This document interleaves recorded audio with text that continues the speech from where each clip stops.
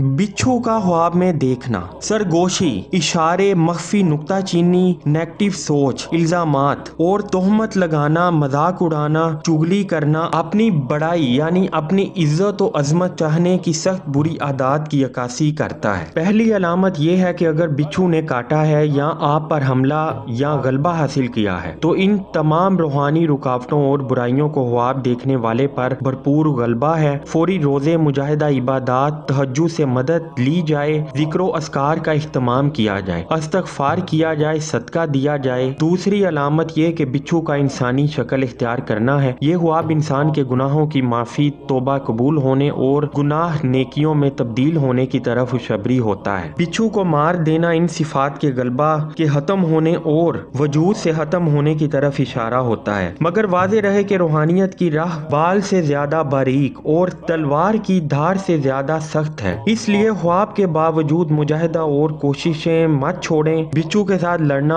और लड़कर गलबा हासिल करना ख्वाब देखने वाले की कोशिशें और मुजाहिदा कबूल होने की तरफ इशारा होता है। मजीद मुजाहिदा में खुद को ढालना जरूरी होता है। ऐ अल्लाह, हमें दुनिया की भलाई अता फरमा, हमें आखिरत की भलाई अता फरमा और आग के अजाब से हमें महफूज रखना। वल्हम्दुलिल्लाहि रब्बिल आलमीन।